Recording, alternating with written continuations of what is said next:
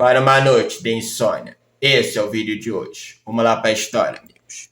Nenhum homem, eu repito, narrou com igual magia as exceções da vida humana e da natureza, os ardores de curiosidade, da convalescença, os finais de estações carregadas de espectadores enervantes, os tempos mornos, úmidos e brumosos que o vento doce amolece e distende, os nervos com as cordas de um instrumento e que os olhos se enchem de lágrimas, que não vêm do coração, a alucinação deixando a princípio margem para a dúvida, e depois convicto e racional como um livro, o absurdo se instalando na inteligência, governando-a com uma lógica aterrorizante, a histeria usurpando o lugar da vontade, a contradição estabelecida entre os nervos e o espírito, o homem discorde consigo mesmo a ponto de exprimir a dor pelo riso.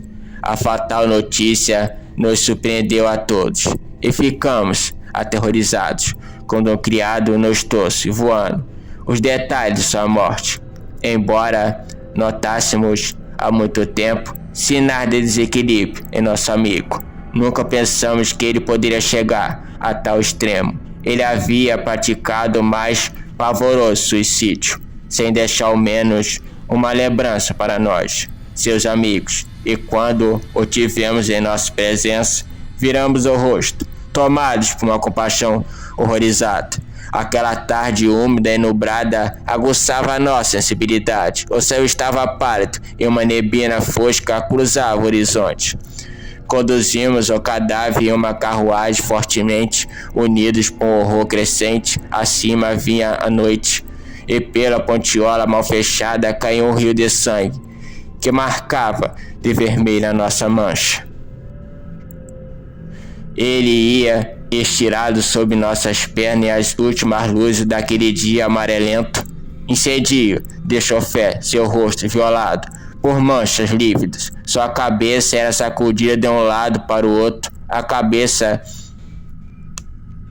a cada golpe no calçamento de pedra. Suas pálpebras se abriam. Ele nos mirava com os olhos vítreos, duros e embaraçados. Nossas roupas estavam empapadas de sangue, e pelas mãos do que segurava o seu pescoço deslizava uma babá viscosa e fria, e que cada sacolejo brotava de seus lábios. Desconheço a causa, mas creio que nunca em minha vida senti semelhante sensação ao simples contato com seus membros rígidos. Senti um calafrio em todo o corpo. Estranhas ideias supersticiosas enchiam minha cabeça. Meus olhos adquiriam uma fixidez hipnótica ao fitá-lo. No horror de minha imaginação, parecia-me vê-lo abrir a boca num esgar pavoroso, cavar-me o olhar, atirar-se sobre mim, enchendo-me de sangue frio e coagulado.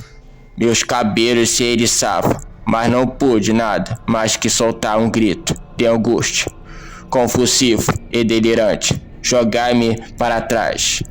Naquele momento, quando já era completamente noite, o morto escapuliu de nossos joelhos e caiu no fundo da carruagem. Na escuridão, apertamos as nossas mãos, tremendo de cima a baixo, sem que nos atravessássemos um olhar recíproco. Todas as antigas ideias de crenças absurdas, se encarnavam em nós. Levantamos as nossas pernas para os assentos, inconscientemente, cheios de horror, enquanto o morto no fundo da carruagem sacolejava de um lado para o outro.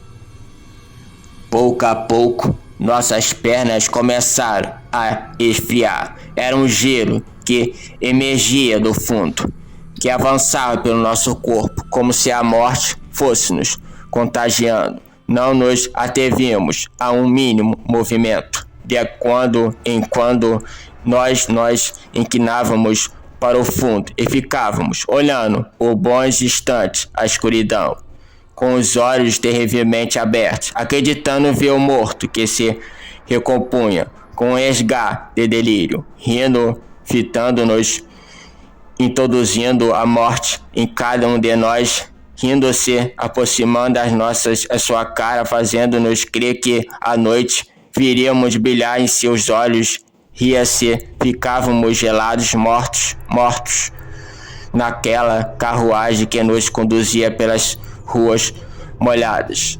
Nós encontramos de novo na sala, todos reunidos, sentados em fileira. Haviam posto o caixão no centro da sala. Não havia trocado a roupa do morto, porque já estarem muito rígidos os seus membros. Ele tinha a cabeça ligeiramente inclinada, com a boca e o nariz tampados com algodão. Ao vê-lo novamente, no temor nos sacudiu todo o corpo, e só nós olhamos furtivamente. A sala estava cheia de gente que se cruzava a cada movimento, e isso nos distraía um pouco somente. De quando em quando observávamos o morto, inchado e vedoso, que estava estirado no caixão. Transcorrida meia hora, senti que me tocava e me voltei. Meus amigos estavam lívidos. Ao lugar em que nos encontrávamos, o morto voltava seu olhar. Seus olhos pareciam crescidos, opacos, terrivelmente fixos, sem que nos dessemos conta. A fatalidade nos conduzia em seu olhar, como se estivéssemos unidos à morte, ao morto que não queria nos deixar. Ficamos amarelos, os quatro, imóveis ante a face, que a 3 passos se voltava para nós, sempre para nós. Deram 4 horas da manhã e ficamos completamente sozinhos. Instantaneamente, o medo voltou a apoderar-se de nós. Primeiro, um trêmulo, estupro. Depois, um desespero desolado e profundo. Por fim, uma covardia inconcebível. A homens de nossa idade, um pressentimento preciso de algo terrível iria acontecer. Lá fora a rua estava repleta de brumas e o latido dos cães prolongava-se num uivo no gume. Aqueles que, excitados como estávamos agora, já velaram um morto e de repente perceberam que estavam a sós com o cadáver. Ouviram o súbito lamento de um cão ou um cocitar de uma coruja na madrugada de uma noite de morte. Assim, sozinhos com o defunto, compuderam-se a nossa sensação, poxa, que já estávamos sugestionados pelo medo e assaltados às vezes pelas terríveis dúvidas, quando o horrível morte do amigo. Como disse, ficamos sós pouco depois.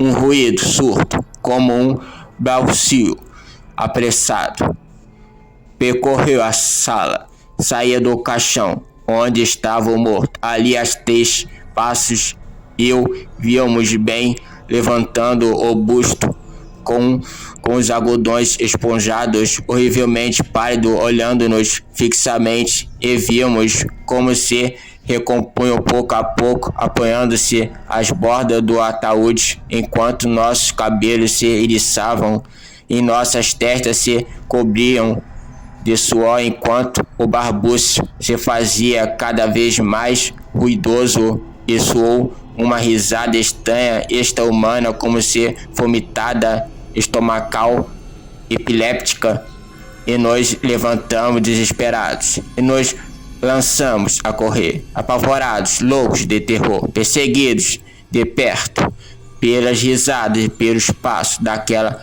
pavorosa ressurreição. Quando cheguei à casa, entrei no quarto e puxei os lençóis, sempre fugindo.